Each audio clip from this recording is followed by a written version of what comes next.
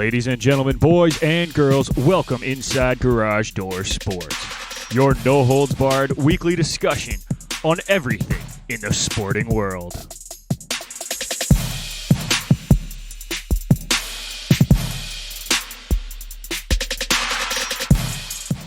For all your news on hockey, baseball, basketball, football, soccer, and more, you've come to the right place. And now it's time for your hosts, Nick McVicker, Kyle Vardy, and Irfan Manji.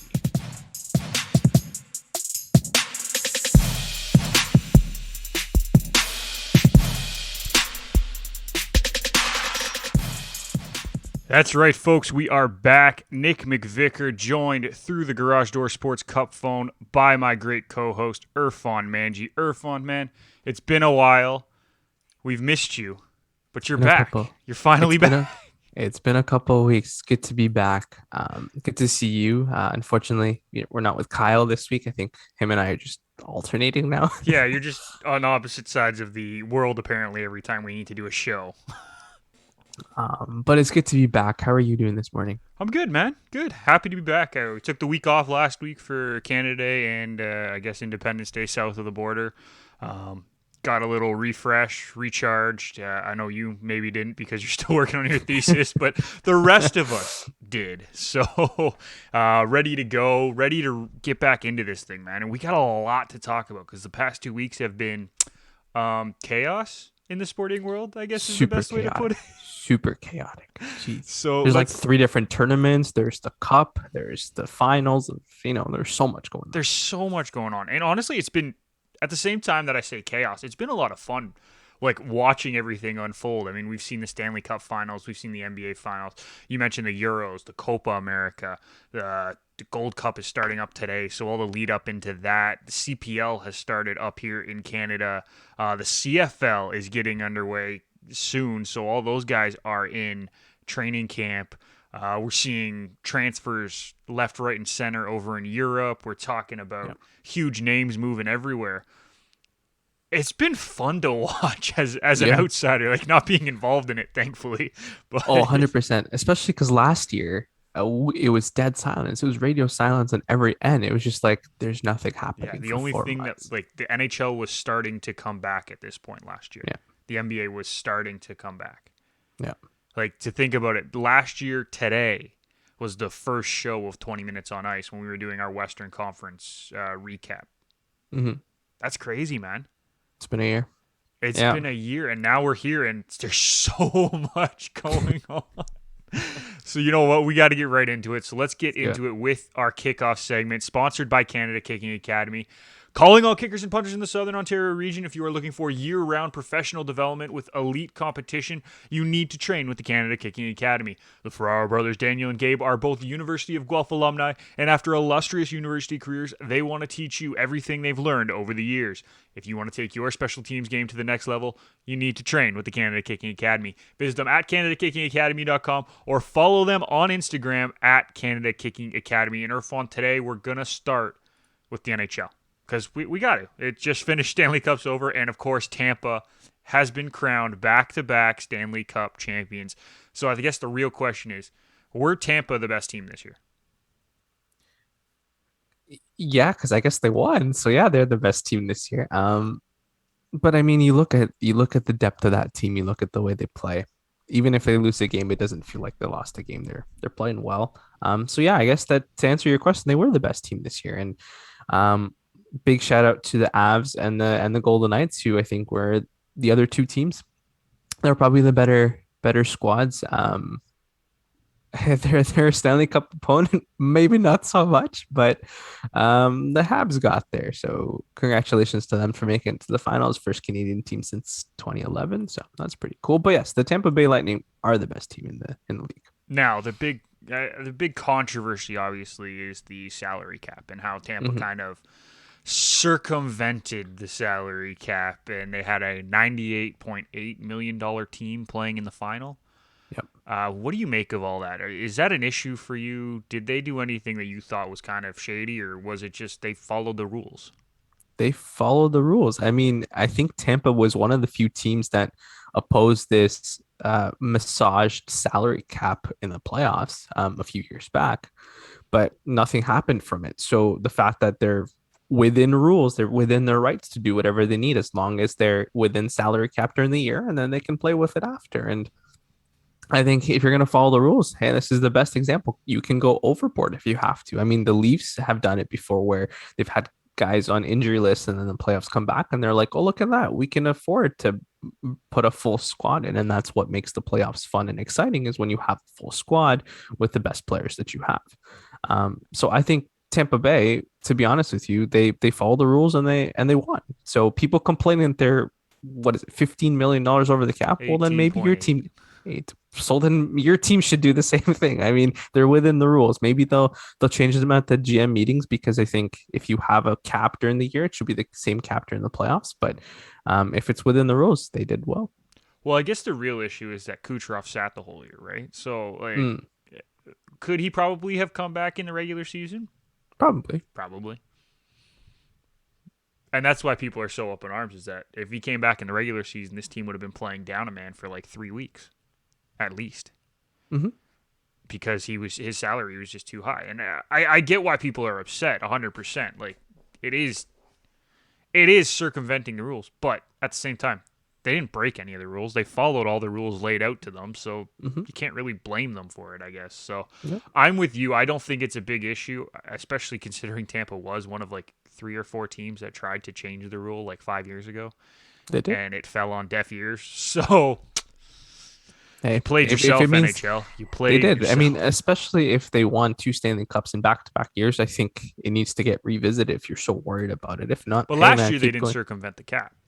No, but I mean, I'm just saying that if that's the next progression and that's what teams are going to do, you're going to see players sit longer, get Yeah. healthier longer, maybe come in a little cold. But if you're a world class player like Kucherov, it doesn't make a difference if you missed a year or not. I You're mean, still going to even score. I mean, if you watch that first series against Florida, I wouldn't say Kucherov was like lights out outside of the power play. Obviously, on the power play, Right, he was ridiculously good on the power right, play, right, right. Like but he he doesn't couldn't move find on the his power play. legs that fast, Yeah, but at the same time, he was so good that he still yeah, absolutely, gave to the game, right? Like he absolutely. wasn't out of place, right?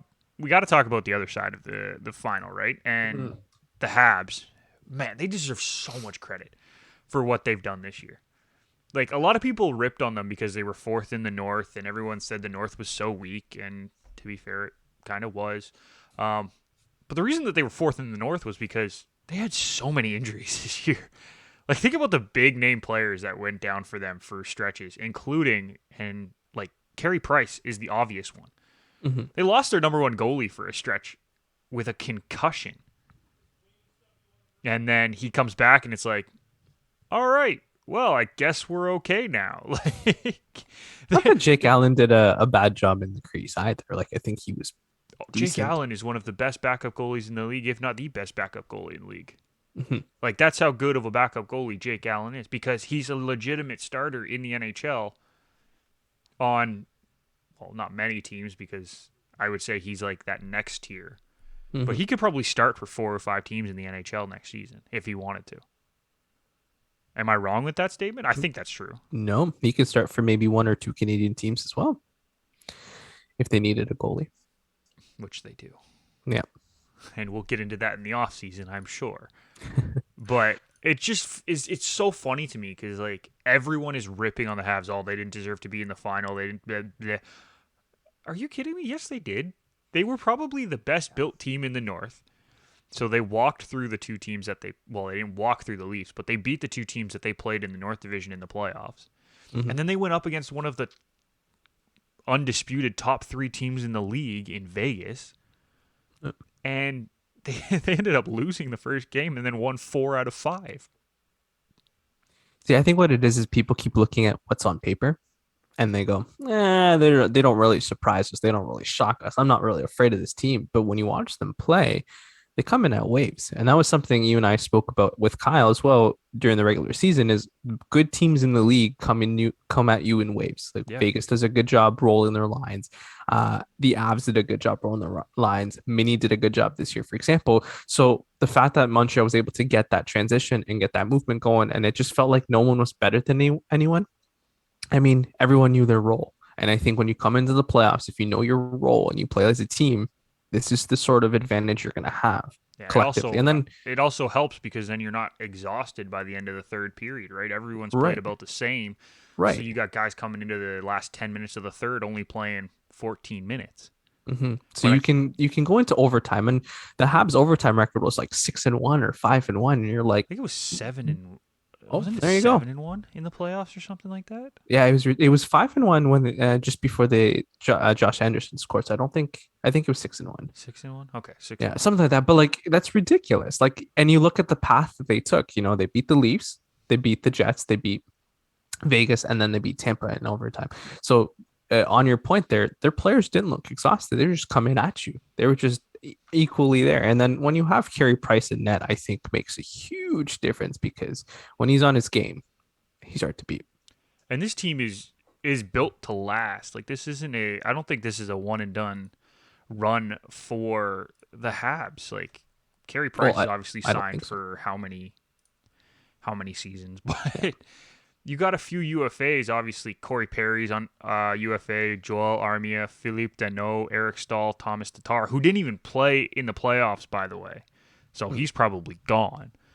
So really, out of those guys, you got to sign Armia, you got to sign Danault.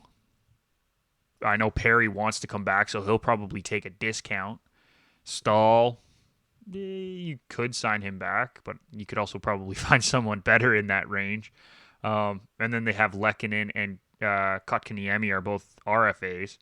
And then the two defensemen that are UFAs are Gustafson and Merrill, Yeah, their core is still there. right? I That think core is it in a can very good spot. they can add a bottom six and a bottom four defenseman, so forward and defenseman. I think, and then they'll be okay. I think the fact that they had a good playoff run after changing their coach, changing sort of the identities, changing the mold, also speaks volumes. And I think full credit to Deschamps as well. Actually, full And I credit think to that whole coaching staff, especially when Deschamps was out, yeah. because they Oh, I still look think like a formidable team. they I think they looked a little better when he was out. Am I allowed to say that? I wouldn't say that. No, they I think the coaches got stuck with the. So this is what me and Ryan talked about a lot on 20 Minutes on Ice in the games shows, is that I think the coaching staff got very stuck with the roll four lines hmm when in the end, like the last 10 minutes of the third, you kind of have to play to your strength. So you got to play the guys who've been playing well in the game.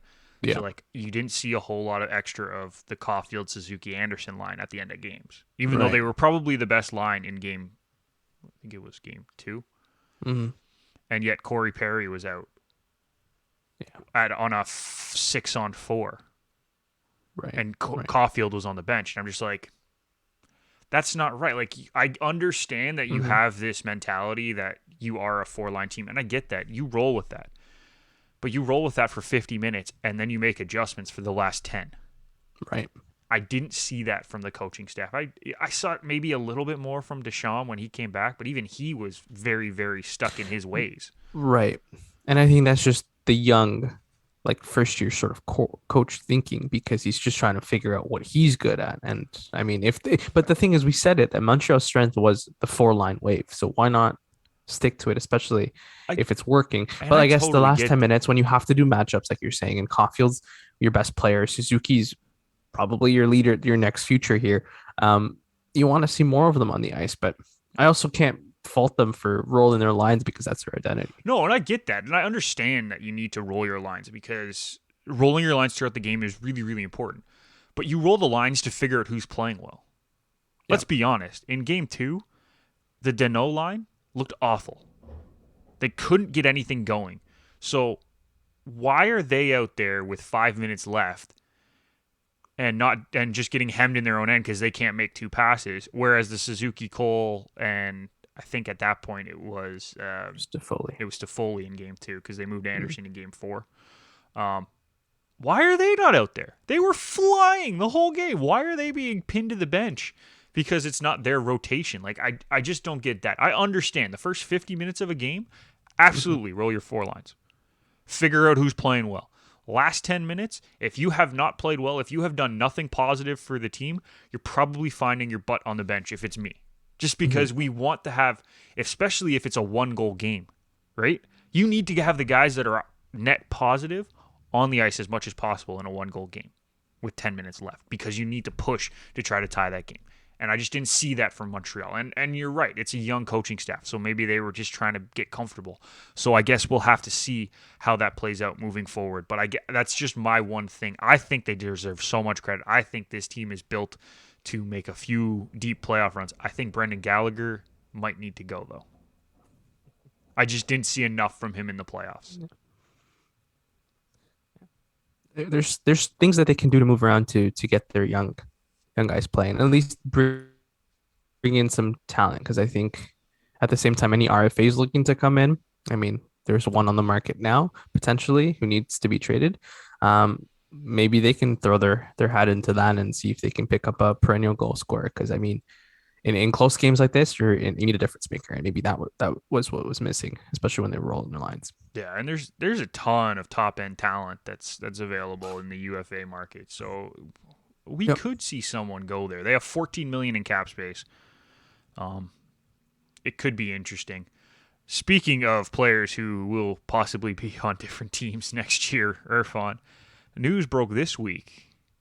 Although it's not really news because it's been kind of talked about for a few weeks, but news broke this week that Vladimir Tarasenko has officially requested a trade out of St. Louis. Obviously, he's been a huge player for these guys for a few years, but where do you think he ends up next year? Um, I think a lot of teams could use him. So I don't know if I can pinpoint anyone specifically. I know the Flames name has been thrown around, especially with Monahan and then Cujo really not living up to the expectations there. I know the Oilers are in on him and Duncan Keith. Um, Phoenix always needs to get to the floor somehow. So you have them. I mean, I think Montreal should make a run at Vladimir Tarasenko if possible. I mean, at that 7.5 cap hit is a little high, but at the same time, he's a 30 goal scorer in a full regular season. Um, his ability to change the game, he can play two-way hockey. He's a leader in the locker room. I think he'd be an important player, especially if you can keep Corey Perry in that locker room. So you keep adding to your veterans, and then there's so many young guys onto this roster that you just wait to develop. And I mean, he has 2 years left on his contract, for example, and um, by then, Caulfield and Caulfield will be an RFA. So then, if he has to leave, then at least you can give the money to Caulfield. And I think timing wise, this 2 year deal for Vladimir Tarasenko makes a little bit more sense to go to Montreal. And um, I think the Habs for them to be successful. And I know you said they're going to be a competitive team, but I still think that they're a piece or two away from being that competitive team. And I think adding Vladimir Tarasenko, a goal scorer that they've sort of not really had since Max Pacioretty, in my opinion, would bolster their offense. And I think people would take them a little bit more seriously and then understand why this team is actually very good. Absolutely, and I'm with you that they probably should take a run and just kind of feel it out. I wonder what the trade value is for Vladimir Tarasenko, right? Like how much he's going to be worth in the market. Mm-hmm. I could see a few teams going for him. Florida might take a swing. They got a lot of Yeah. young talent that they could move. Yeah. Um, Montreal, as you said, Calgary for sure, maybe flipping to Chuck. I always say his name wrong, but I could see a Kachuk for Tarasenko deal just because both kind of want out. Cap hits are about the same. Mm-hmm. Both wingers could work for both teams, sort of thing. And I mean, could you imagine Kachuk playing in the same jersey as his dad? I mean, it's a beautiful story for That would him. be that would be a good nice story. I'm not really sure how motivated Tarasenko is to play anymore. Like I know he's a great player, don't get me wrong, but he didn't look like he wanted to play this past season, in my opinion. Well, maybe not for the Blues. And I think that might be something that's sort of, And I know let me also make it very clear. I know he was injured, so I can't yeah. fault him too much. He only played in 24 games, but Mm-hmm. he didn't look comfortable. No, but I feel like he didn't look comfortable last season when he did play a little bit, and then he just didn't look comfortable this season. And I think that has to do with the fact that management sort of moved away from a lot of their veteran leadership. I mean, you lose Alex Pietrangelo, who is probably a better player than Justin Falk, in my opinion. Right. So like I think they've made some decisions, and as leader in that locker room, you look at it and go, like, I don't know if that's the best decision. I don't know if this is it. And especially since he's been there for 10 years, he's seen this team go from the bottom to the top. And I mean, I know he was disappointed for sure with how they handled his surgeries, right? Like yeah, that's the main reason that he wants out, is yeah. that he was disappointed with the surgeries. I hope that we can see the Vladimir Tarasenko that we saw, I guess, 3 seasons ago, right? 68 points, 33 goals in 76 games. Like, that is the Tarasenko that we got used to. This guy is an elite talent. He scored 30 goals in 5 straight seasons, 40 goals in one of them. Like, Yeah. this guy can play. I just hope we get to see that again, because he is a lot of fun when he is on the ice. Quickly, Irfan, Yeah. Colorado have been listed as the betting favorites for next season. Is this deserved? Or also, by the way, Toronto's third. Who's second? I think it's Tampa. Okay. Okay. But like, is that deserved? Like, no, like, I'm a Colorado fan, so like, I want to say that they're the betting favorites, but I don't I think think they they're deserve top to be the favorite. I think they're top three, yes, but are they number one? No, because I mean, to be honest, you take a look at how great their squad is, and I think you can agree with this. Is the regular season they're one of the best teams in the entire league. Come playoff time, they seem to get stuck in the second round or the third round. So they haven't made that jump yet. But I mean, a lot of teams took a while to make that jump. So I mean, if you're betting on Colorado to make the next jump, then I think you might be right. But are they going to win the cup next year? It's still a question mark, because I'm still waiting for them to get to the next round. Yeah, and just to actually correct myself, is that depending on which site you go to, Okay. Colorado, Vegas, Tampa are your top three. Okay. Toronto's either fourth or fifth. Okay. Um, I mean, that makes a lot of sense. I'm not sold on the Toronto one. I think they're looking I at think it on depends on paper. what happens in the offseason, Mhm. right? Like,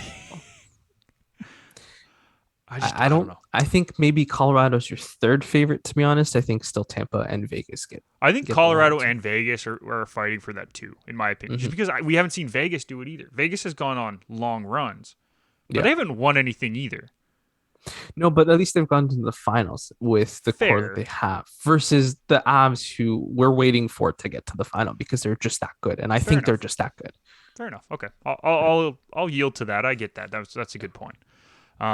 One story that, I mean, I wish we didn't have to talk about Irfan, but we got to finish off the hockey segment by talking about it, is the Chicago Blackhawks story. Um, Sexual assault allegations have been, I guess, have come out in the news over Mm-hmm. recent weeks, based off of 2010, Mm-hmm. right? That's 2010. 2009, 2010. Yeah. Yeah. Where a video coach apparently reportedly sexually assaulted 2 players on the team. Obviously, we can't confirm that, so I'm not going to pretend like we do.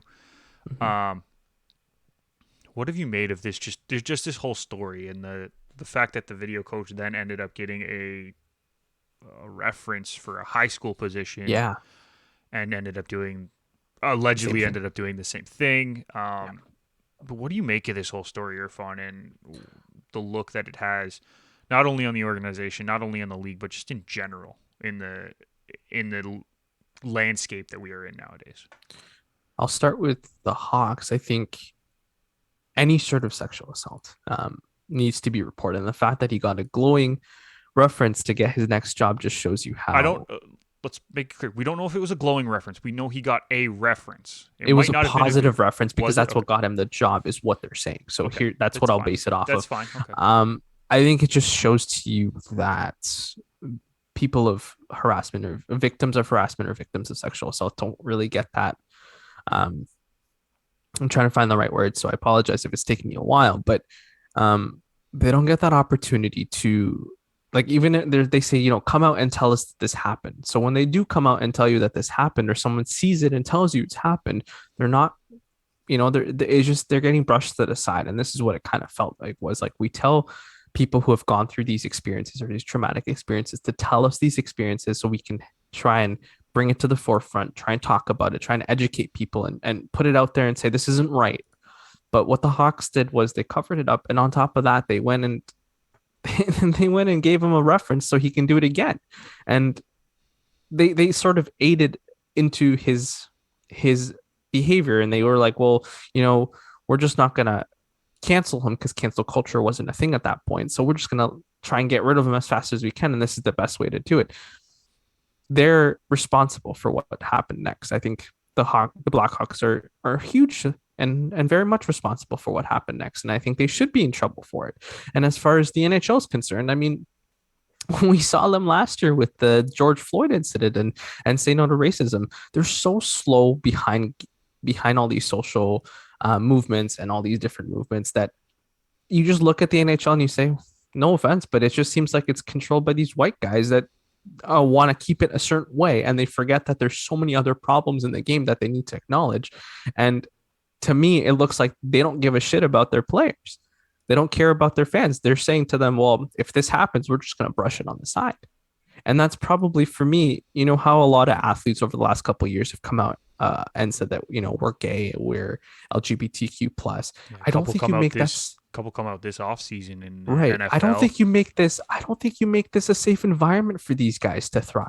Especially, you look at the mental health and you look at the injuries, and that's such a huge issue that even the NHL isn't properly handling. So I think the NHL sort of moving into that direction where the MLB is, where they can hand punishment over to people or teams, but they don't do it.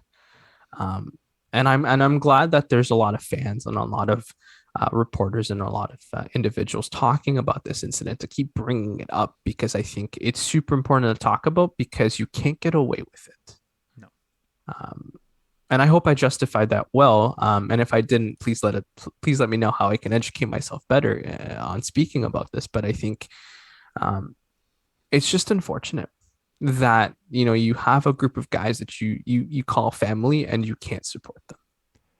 Yeah, and I don't have much to add to that because I think you did a good job there, Irfan. It's just a bad look overall for a very storied franchise. Like, it is the Blackhawks here. This team has been around since the beginning. And just to have this and hearing what is coming out, like, all the players knew. Mm-hmm. Right? It's not like they didn't tell anybody. Everyone knew, and yet they still kind of hid it. That's just not cool. The fact that they gave him a reference and he ended up getting a job at a high school. Yep. Is not cool. And obviously there's probably more to the story that we don't know because we're just finding out little bits and pieces as they kind of come to light. So we'll follow the story for sure. Irfan, you and me, as we hear more stuff. Kyle as well. Yeah. And we'll talk about it more when more stuff comes out, and maybe when punishment comes out too, because that hasn't happened yet for anybody. So we'll see what happens. A lot of people should be in a lot of trouble. Yeah. In my opinion. Well, the problem is that how many of those people that were part of the cover-up are still with the organization? Just a handful. I think some of the players are still there. Yeah, but the players weren't the ones who did the cover-up. No, I know. I'm just saying, trying to go back to thinking who's still there. But, yeah, no, I get that, but that's what I'm saying. Like, how many of the front office staff that were part of the cover-up are still with the organization? Mm-hmm. It's really hard to say, oh, we need to hand out punishment when those people aren't even with the organization. Probably the front office staff in the organization now maybe didn't even know about this because it was covered up, right? Mm-hmm.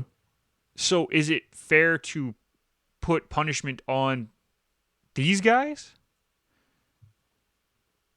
if they were not even part of it? No, but I mean, I think when you fall under the Blackhawks name, right? And I understand Yeah. like fining the organization like a ridiculous amount of money because based on what happened, they deserve to be fined a ridiculous amount of money. Mhm. I get that, but you were saying a lot of people need to be punished. a lot Are of we people talking that were, about like the people in the front office at the time need to be like banned from working in the NHL again, or a certain X number of something years like of that, yeah. suspension if they're still Mhm. working? Yeah. because I just don't think it's fair to put punishment on the people in the front office if they weren't part of the cover up, right? Agreed. So I mean, I think what I was referring to is the people that were there during the incident Okay. and stayed there during Okay. this guy's tenure. I think those people should come into the light. Like Stan Bowman should have questions asked of him Oh, about absolutely. what, right? And I mean, if he's still a part of the organization, I think he's still the GM, right? Like I always forget because I'll look everyone's it up. keeping I'll look it yeah. up. You keep But talking. if he's still the GM, then I mean, telling him that, you take a leave of absence. You need to deal with this thing, or you know what, this isn't the culture. You can't promote this. So He's a senior advisor with the Blackhawks. okay, so he's no longer the GM. But I mean, I would say that he no longer has a job with the organization. And any money that they're fined shouldn't go to the NHL. I think it should be put into a charity or a trust fund that works with assault victims to promote it and talk about it. So I don't know what the punishment will be. I don't know what the severity is. Maybe it'll be a slap on the wrist, or maybe it'll actually be, suspension from the game as long as possible. Actually, hold But on. we'll see. Oh, I'm so confused. I I thought think he he's still the president of hockey ops and GM still. okay. I thought he was still the GM. It's weird. I have two different answers. So. Yeah, I Anyways. keep getting senior advisor. No matter, he's still a high-ranking official. Yeah. Right. So I mean, he should come into a lot of trouble for it, and anyone who Sorry, spoke his up gets his dad is the senior advisor for the Blackhawks, Scotty. no. That's what it is. Okay. Anyways. Okay. Anyway, besides the point, I think it's give the people that were there their dues and tell them they can't do shit like that, especially if they're still part of the game, and that needs to change the culture. Yeah, I agree. On that note, let's move on. That'll do it for our kickoff segment. Sponsored by Canada Kicking Academy. If you're looking for year-round professional development with elite competition, you need to train with the Canada Kicking Academy. The Ferraro brothers, Daniel and Gabe, are both University of Guelph alumni, and after illustrious university careers, they want to teach you everything they've learned over the years. You can visit them at CanadaKickingAcademy.com or follow them on Instagram at Kicking Academy. Also, send best wishes to Gabe. He is just getting ready for the CFL training camp with the Ticats. So we wish him the best of luck there.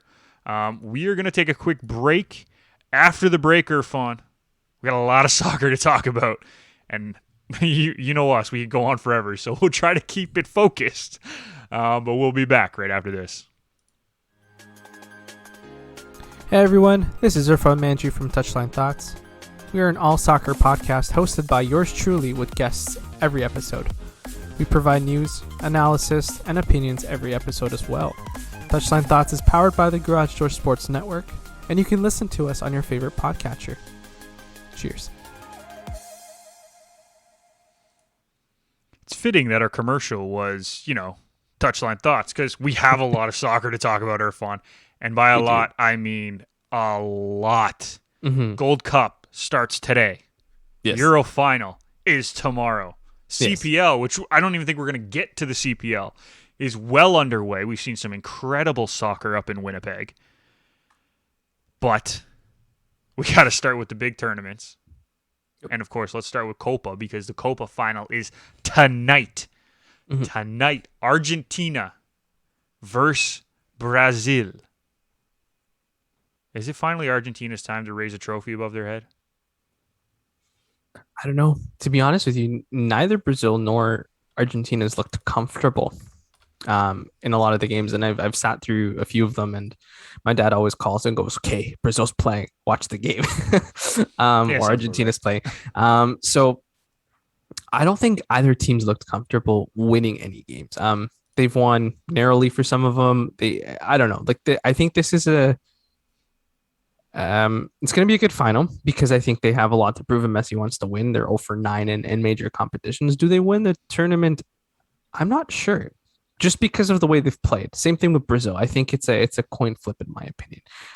As a neutral, that's what you want to hear. But if you're a fan of either club or either country, I should say, you probably go, no, our team is better. But in that voice too. In that voice. No, but Brazil hasn't won. Sorry, that voice just came out.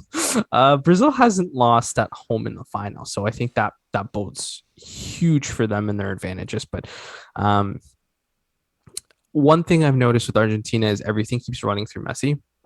And As it obviously that's should. just as it should.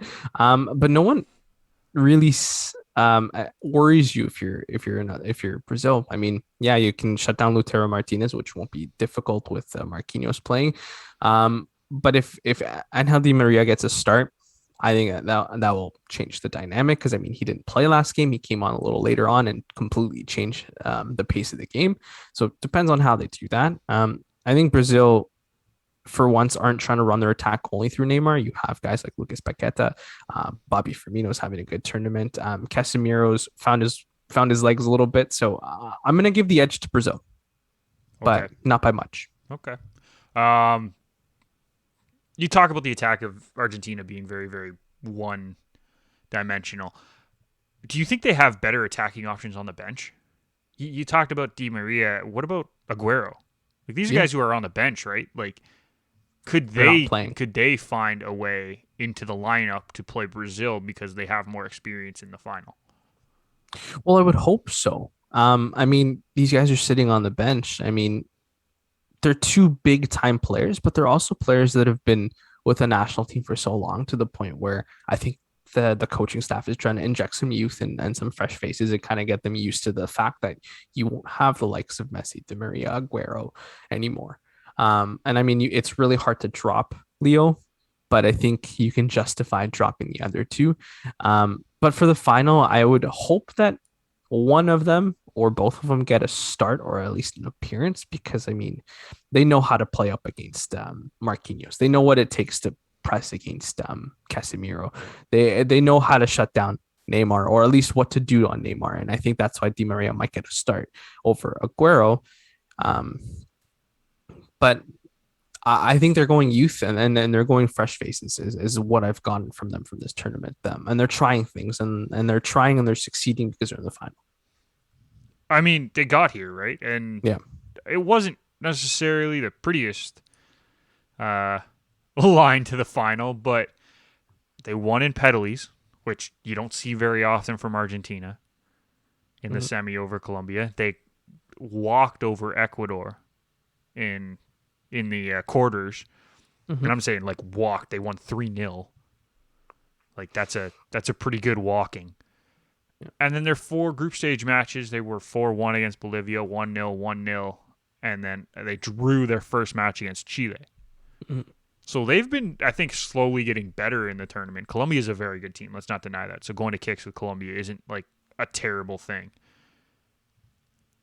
It almost feels like this team is just pushing or waiting for this final to happen so that they can see how good they are, in my opinion. It just looks that way, right? The blue and white have not played at their best yet. So it'll be interesting to see how they kind of come together in the final match and if they are able to play to their highest ability. It's also concerning that the team has how many goals? 13 goals, and 4 of them are from Messi with 5 assists. Yeah. That's very, very one-dimensional. And the only other 2 guys with assists are Irfan on Argentina in the tournament. Can you name them? Lautaro Martinez is 1 and Di Maria should be there. You're wrong. Both of them? No. Di Maria and Aguero. Yeah. They didn't start last game. Yep. That says a lot. I mean, but there's at the logic. Same time, yeah. I mean, we talk about Argentina not getting a lot of goals. Brazil haven't scored a lot this tournament. Barely beating Peru, barely beating Chile. Very lucky to beat Colombia in that game. It was a pass that hit the referee, and usually that's a dead play. The pass ended up making it to a Brazil player, and they scored off that transition. Cheeky. Yeah, super cheeky, and Colombia stopped playing, which every coach tells you never stop playing until you hear a whistle. So fault on them for that. But Brazil ended up scoring a later goal in that game in the extra added time of like 10 minutes or whatever it was. It was ridiculous, but that's what I'm saying. Like, I'm giving Brazil that slight edge, but Brazil also haven't looked comfortable. They're going through this tactical change. I mean, you're seeing Neymar play more of a, I'm going to attack you, but I'm also going to try and come back and help now. And that's not something we've seen from him. He would never do that in club. He's been doing that. He's been coming back to no, receive but I'm a lot saying cheaper. in club soccer, he would never do that in club soccer. Oh, Not a chance. because in club soccer he has Marco Verratti behind him. He doesn't have to worry about that. No, but like he would never do it. It never would in a million years would you ever see Neymar track back in club soccer. No, Because no manager will ever ask him to. no, because he'll tell you that I'm here to score. Yeah. Which, by the But way, they is a haven't looked joke. comfortable. They haven't looked comfortable, and neither team has. But I mean, we're in a situation where I think the best team in the tournament was Colombia, and they got third. So, I mean, the big names are through. This is what we expect. But I think Colombia was the best team in this tournament, and that's saying something. The one thing to watch with the Brazilians is their attack seems to be very, very balanced. They only have 2 guys with 2 goals, Mhm. and then they have 8 others with 1. That's a lot of distribution. So it'll be interesting to see how Argentina defends that. Flipping over to the other giant continental tournament that's finishing this weekend, Irfan. Euro Cup, the final is set. England, Italy. Is it coming home? I hate that. Oh God. No. Could I have set that up better for you? That was perfect. No, it's not coming home. I think the Italians are just much better, and Really? I do. And I wasn't high on them to start the season, to start the tournament, I should say. But I think Italy progressively just look better. The only game where I think they were outplayed and probably didn't deserve to win, it was that Spain game, because I thought the Spanish looked phenomenal. So you mean the last game? That was the last game, right? The last game. But they got through because they found a way to win. And for a big club, or I keep saying club, big country to win at a tournament like this, you have to find a way to win games even when you look like you're not going to win them. Yes, absolutely. And it's a true testament to the youth and the experienced group of guys that they have, as well as Roberto Mancini. It doesn't look like the normal Italy where they're just going to put some lines in front of you and you can't break them. They actually look attractive when they play. Yes, it's like absolutely. good football. And I go back, and I've said this on Touchline Thoughts, the page as well. They look like the Manchester City of 2010, 2011, 2012 under Roberto Mancini, when they were fluid, they were moving, they looked good. Defensively, they were very solid, but they looked good going forward. Right. And that's not something I usually say to put Italy and attacking football in the same sentence. And that's why I'm giving them the edge in this one. I've also enjoyed all their games. Okay. My biggest question mark for England is Jordan Pickford. And I think you might have asked me that after, but defensively, they've looked solid. I think offensively, they look good. I think Raheem Sterling deserves a lot of credit, and I'm his biggest critic. Yes, So I will you are. admit that. I will admit that. I think he deserves a lot of credit for how well he's playing. Penalty or not, he's been playing great. Here's the thing. Okay, before you move on, Yeah. it was a penalty. Yes, it wasn't was. a hard penalty. It was a penalty, though. I It want was to make that soft. very clear. No, 100%. I know it is a penalty. It was soft. I think the play earlier in the game when I think King got fouled twice and then got knocked in the box, that was an actual penalty because he got his legs taken out under him. The thing is, he probably got. I think Sterling actually got fouled 2 or 3 times on that run into the box. He did. And a And lot then of he people got saying, well, knocked he's already falling and he's going to dive. No, there was contact. He went down, It no matter wasn't how soft much. it. It was really soft, but it was still a penalty. I really But am I'm tired quite- of the story that it shouldn't be a penalty. Are you quite surprised that the ref didn't use VAR at all in They this did. game? He didn't go over to the board like Oh yeah, every other well that's ref. because they told him, "Hey, listen, you're good. Don't like Yeah. VAR was used." Yeah. And if the VAR officials say, "Yeah, you're good," then I don't have a problem with Well, I mean, I think people are asking the magnitude of this game. Do you still not go to take a look? it. It was a foul. I'm not saying it wasn't. I'm just saying that, especially with so much on the line in extra time, do you not go and take an extra look? No. No. Okay. If the people are telling me that I don't need to take an extra look, why would I go take an extra look?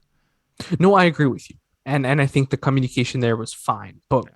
I think if you're reffing such a huge match, I get that, but if they tell me that I don't need to go take a look, why am I running across the field to take a look at something that they tell me I don't need to take a look at? That's Fair. just silly in my opinion. Fair.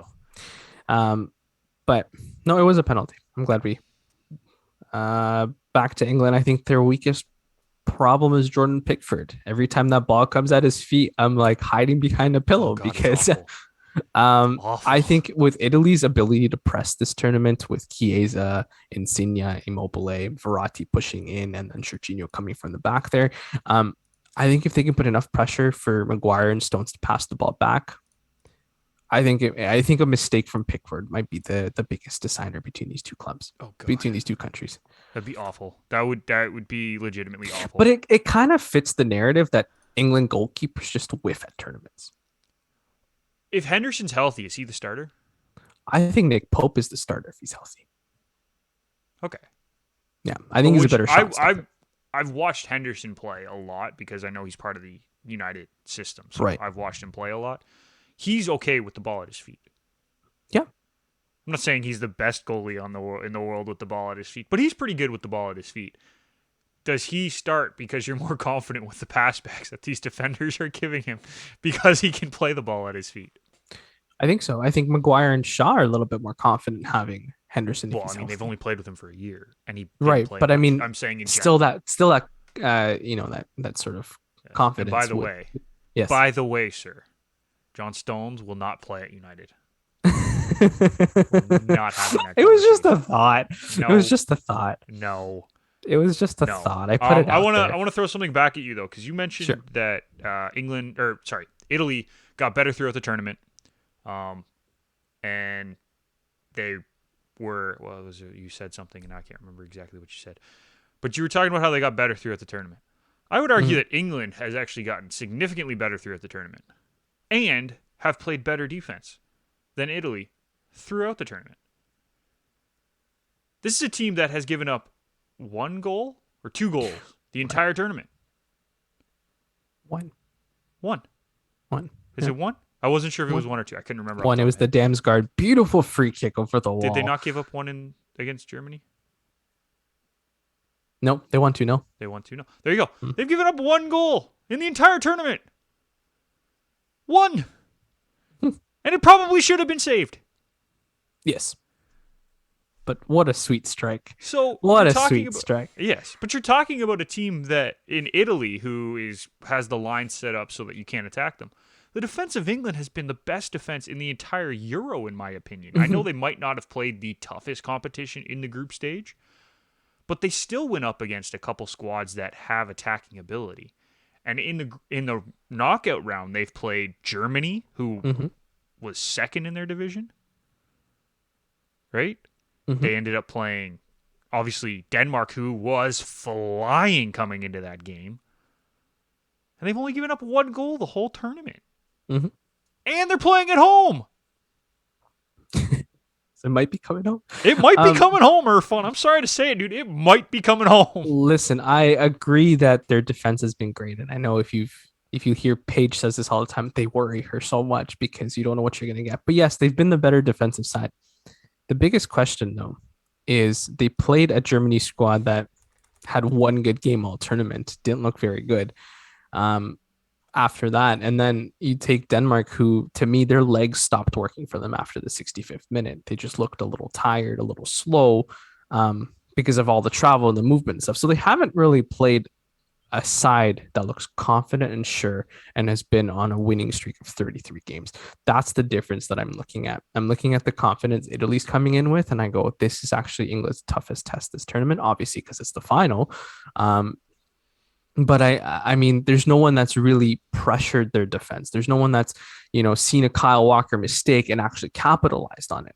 Or Kyle Walker really hasn't made any mistakes, and if he does, he's fast enough to cover them up this tournament. He is fast. Yeah. He really hasn't made many mistakes this tournament. No, he's made 1 or 2. And the good thing about England this tournament is that they're so prepared for any counterattack that there's 4 guys or 5 guys ready to come back immediately. Like Declan Rice will play the deep guy, or Calvin Phillips will do the same thing. But if you look at it, they kind of play with the back 3, even with the back 4.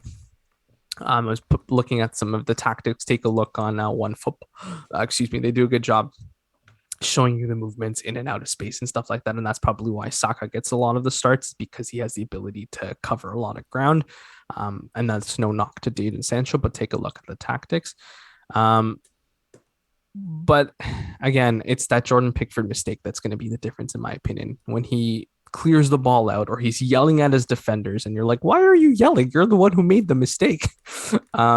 So that's my difference between the two squads. What are you looking at here for this tournament? Yeah. See, here's my thing.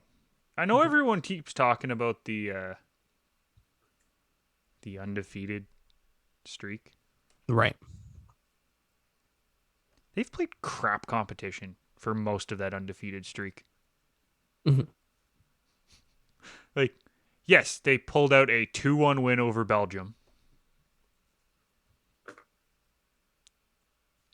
The last like big squad that they played prior to that was the Netherlands in UEFA Nations League, and they drew. Mm. Before that, they beat the Netherlands in the UEFA League. And these are both in 2020, by the way. 1-0. I wouldn't say they've played any like big powerhouse teams. They barely beat Austria in the quarterfinal. 2-1 in extra time. They barely beat Wales, in my opinion, in the round of 16. Like, I actually thought Wales played pretty good in that match. They won 1-0 Italy, but then before that, they played Switzerland, Turkey, Czech Republic, San Marino, Lithuania, Bulgaria, Northern Ireland, who they only beat 2-0. Like, this undefeated streak is the most ridiculous way to try to boost up Italy, Irfan. I'm sorry. Because a lot of it, I think they've only played 5 super competitive teams in the undefeated streak. Mm-hmm. And they drew 3 of those matches. Right. I think more so saying Bosnia. it's the confidence going into it is what I was trying to allude to, more so than the fact that they played mediocre competition, which again, I think we've also agreed to that even in the tournament, except for the Belgian and Spain game, they didn't really play anyone that scared them, but they've looked good, and that's something. They've looked good. I just don't think, like, everyone keeps touting this undefeated streak, and it's not just you. I'm only saying it to you because you just brought it up as well. People keep using this undefeated streak to say, "Oh, Italy's destined to win this game because they're on a 33 match undefeated streak." Yeah, but the undefeated streak isn't that impressive when you actually break it down. Right. People are just looking at the collected number. No, I get that, but I mean, I was just using it as a point of confidence. But that's like I said, it's going to be a tight game. It's another coin toss, but I'm giving the edge to Italy just because of their ability to take the channels away. But that's about it. You know what? I think it's going to come home. I think it's going to be a 1-0 match. Cool. I'll be happy for that too. I just think neither team is going to like wow in this game, which is kind of disappointing. And then we're going to see like a one counterattack from England and just say, all right, I guess we're there. Yep. Which has worked for the most of the tournament anyways, to catch somebody sleeping. Quickly, Irfan, let's switch to the Gold Cup. Yes. And that starts today. First match is today. We're going to focus on Canada. We'll get a little bit more into the Gold Cup next week with Kyle and fully break down the tournament because we're running a little bit short on time here today. But Gold Cup, Canada will be missing Alphonso Davies. That was announced yesterday. Yep. Can they still pull through in this tournament? Obviously, their group isn't the easiest because they have the states in the group. But then they have Haiti and Martinique, I believe. Yes. They can get out of the group. I don't deny that fact. They have a good enough squad to come through on this group. But after that, what happens? Are they going to go for a long run? Is this the Canada's next generation that will be able to get us to a knockout round in the Gold Cup? I mean, it hurts to lose your best player, to be honest with you. But I think I have some faith in this team. They have a lot of players playing in Europe. They have a lot of players understanding the game a lot better than they did 10 years ago. Jonathan David's been a great player. Kyle Laren's been great. You still have Atiba Hutchinson doing Atiba Hutchinson things. And then you have John Herdman as a coach. I don't see them going far, and that's okay because they're still developing. They're still trying to figure out their feet. But getting out of this group, I think, is still a possibility. I think they have enough talent. If they can shut it down defensively and just wait for a counterattack, they can beat teams like Martinique and Haiti. Yeah. I mean, the nice thing is that they can't play a Mexico or El Salvador or Honduras in the knockout stage until the final. Or sorry, that's not true. They could see them in the semis. Right. But they get if Canada finished second in their group, right? Because I'm assuming it's going to come down to the States and Canada for first. Let's just say the States win the group stage match just because they don't have Davies, right? Which is honestly the way the U.S. has been playing. It's not a stretch to say that Canada could win that group stage match, by the way, the way they've been playing. But let's say the States win and we end up finishing second. We get the winner of Costa Rica, Jamaica, Suriname, and Guadeloupe in that quarterfinal. Imagine if we finish first, then we get the second place team out of those four. That's a pretty favorable draw for the U.S. and Canada, in my opinion. It is. You don't have to play Mexico. You don't have to play El Salvador. You don't have to play Trinidad. You don't have to play Honduras. You don't have to play Panama. Like, that's a really favorable draw for those two nations. So we could see them both go through to the semifinal, possibly. I don't know. That's my opinion. What do you think, Irfan? I don't think you're on the wrong path, but I mean, I think you still, without your best player, I'm still a little worried about, are you able to go toe-to-toe with the U.S. player by player, right? Yeah, but that still puts us second, right? It does. And even if you get to the semis to play Mexico, El Salvador, Guatemala, Honduras, in whatever order, are they going to be able to beat those? It would probably be Mexico. Yeah, but then I think they'll lose. But I still think Canada's in a good position, and then I'll agree with you on that one. Still, I mean, you lose a name that's super important to your squad. It's a big question mark, but I think John Herdman has a good squad. And that's the thing. I think we have a lot of attacking options on this squad that we've never had before, right? So losing an Alphonso Davies who plays wing for Canada, he doesn't play back, right? We have a different back line. They might be able to fill it okay. Obviously, you're not going to fill it to the same degree that Davies brings, but we got players like Junior Hoylett, who comes off the bench a lot for this national team now. This is still a pretty solid player, a guy with some wicked speed down the line. Maybe he can fill in and do an admirable job for the Canadian national team in this tournament. Obviously, it sucks losing Davies, but I don't think this team is going in with the mindset like, oh yeah, we're screwed. No. And it just shows us that, we keep putting so much pressure on Alphonso Davies as our best player, but these players are still very, very good. I mean, Jonathan David had a great season this year, right? So yep. He's a dangerous guy. Okay. We're going to take another quick break here, Irfan. And then we'll come back, talk some NBA Finals, and get on out of here. So we will be right back after this. Good day, everybody. This is Ryan from 20 Minutes on Ice. Join me and my co-host Nick McVicker for opinions and analysis on the week that was in the hockey world. New episodes available every Tuesday, wherever you download your favorite podcasts from. 20 Minutes on Ice, part of the Garage Door Sports Network. All right, Irfan, let's jump right into it. NBA Finals, Suns leading the series 2-0 already. Is it their trophy?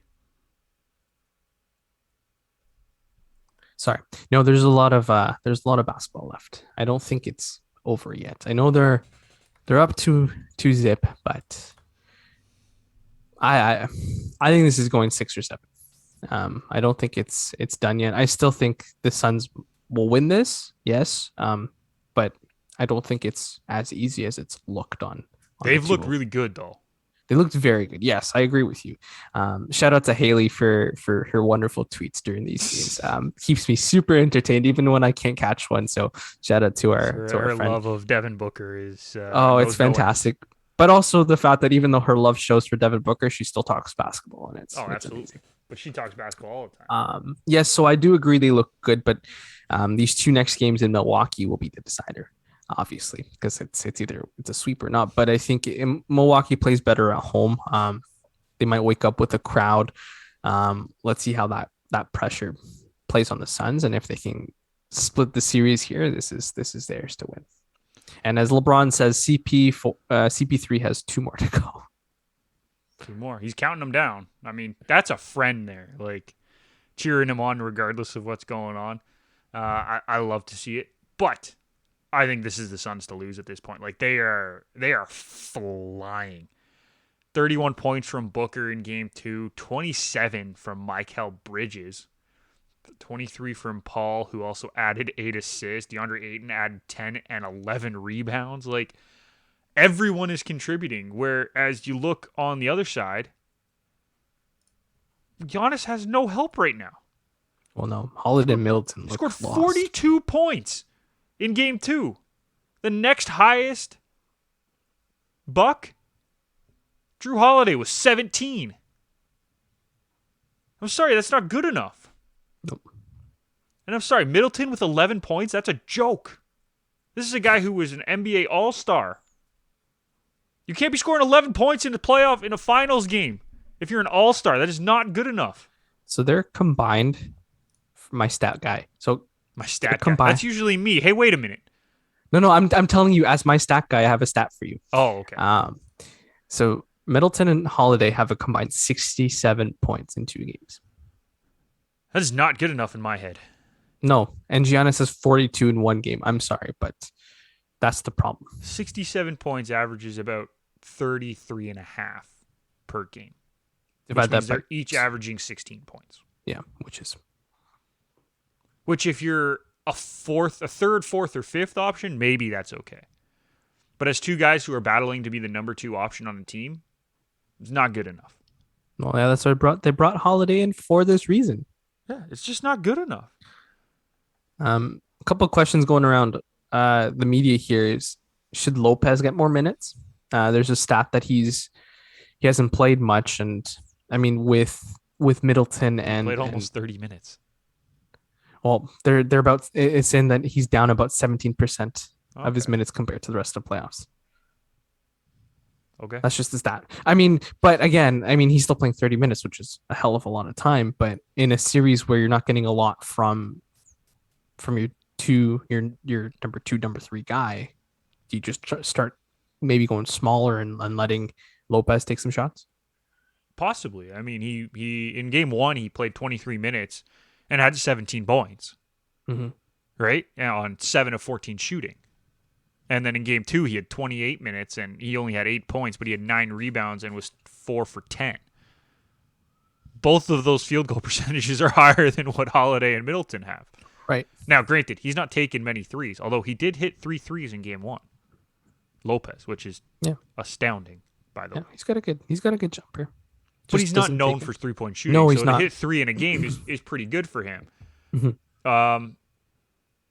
I mean, maybe you do throw him out there a little bit more, but does that throw off your rotation? That's the question, right? Like, this is a team that built on their rotation. Do they have the ability to play him more?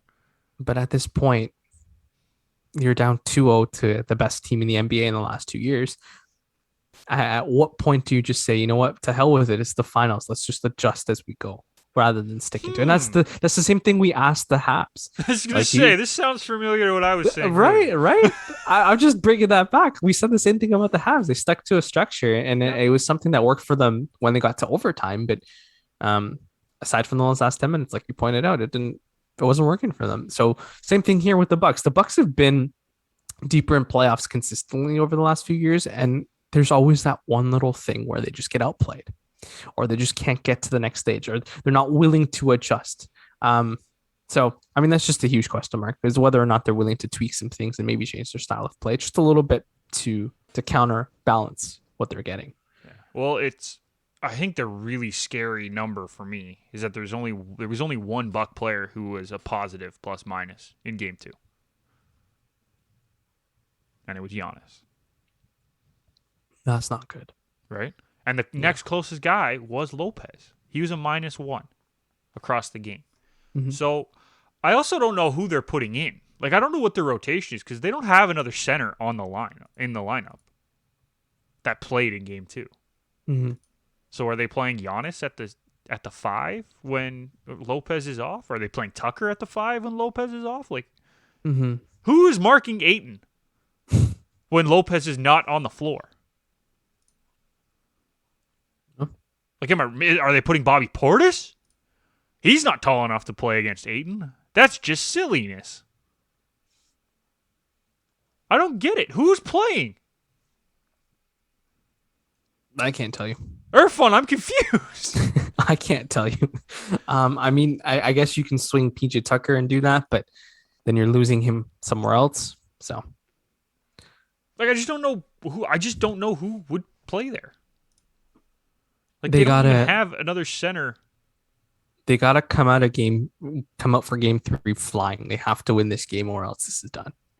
Absolutely. And then I'll be on your side. I'll say, yes, I think this is the Suns to lose, but I still think there's a possibility for them to come back to Phoenix 2-2. Fair enough. All right. One quick question that has been going around social media and the chaosness that is social media. With all of the injuries this season in the playoffs, we saw, I think, 10 or 11 All-Stars go down with injuries throughout the playoff run. Not just for one specific team, but just overall. Mhm. Is this another asterisk ring like last year that social media likes to dub? First of all, I don't think last year should have been an asterisk ring because that was a mess up of a season and they still had to play through it. But is this another asterisk ring like social media keeps saying? No. Look at you're my stat guy. So look at the numbers, right? Like we agree with this. Look back at the numbers. The Phoenix Suns have been the best basketball team for the last 2 years, including the bubble. They came back and they've been fantastic. They had a great year this year, right? So no, it's not a big asterisk. And the Bucks have been a consistent team for a few years as well under Giannis. So no, it's not a fluke ring. It's not a big asterisk. No, these are two teams that deserve to be in the finals. Just because you don't see LeBron there, or you're not seeing the Golden State Warriors there, or the old San Antonio Spurs, for example, it doesn't take away Brooklyn. It doesn't take away from the fact that Chris Paul, Devin Booker, Giannis Antetokounmpo, Chris Middleton, Holiday, whatever you want to name, they all deserve to be in the final. No asterisks for me. And there's no asterisks last year as well. Teams had to play in the bubble. They had to scrap away at the bubble. Just because there's no fans doesn't mean that there should be an asterisk outside on the name.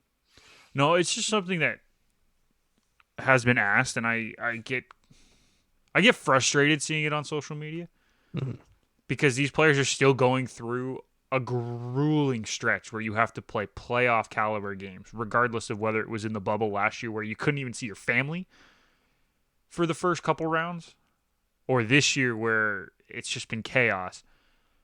I just get so frustrated that people keep saying, oh, yeah, it's an asterisk year because all these players got injured. Shut up. Shut up and enjoy it.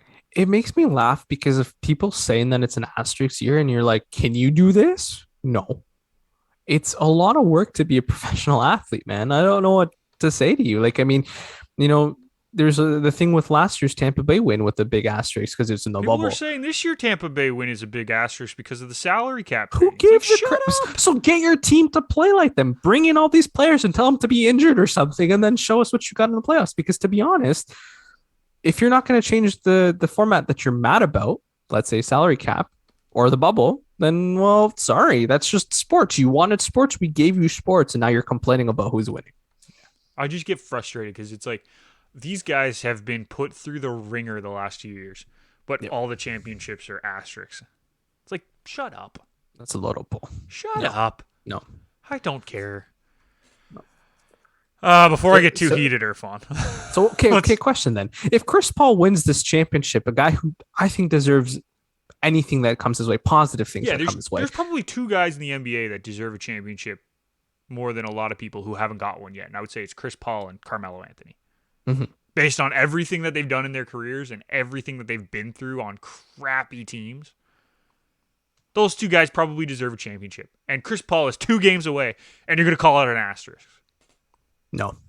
I if he wins this, I'm giving you whatever he wants. He can man, give him the presidency or something. I don't care. He's All that right, good. all right, relax. Okay, I'm going far. Relax. That's okay. And that just means we should transition. Let's wrap it up, my friend. Let's get to final thoughts. I guess it is that time of the day. So start with you, man. Final thought of the week. Wimbledon finals are this week. Ash Barty just defeated eighth rank Karina Pliskova to win her first Wimbledon title. By the way, I don't know if Yes. you saw this. She's actually WTA ranked 13th, by the way, Pliskova, because a couple players. Oh yeah, she was eighth in the Wimbledon. Yep. They did like power rankings, so current form power rankings, and they were 1-2. Oh, nice. Sorry, it's just my random thought of the day. But continue. No, yes. no. So congratulations to Ash Barty, world number one, first Australian women to win since 1980. That's amazing. So great job. And then tomorrow's the men's final. So that's By the way, exciting. incredible tennis this year at Wimbledon. Two Canadians making it to the semis. They both made two to the quarters, one to the semis. One to the semi, yeah. And playing Chop great. I think those two are going to be problems in the next few years in the tennis ranks.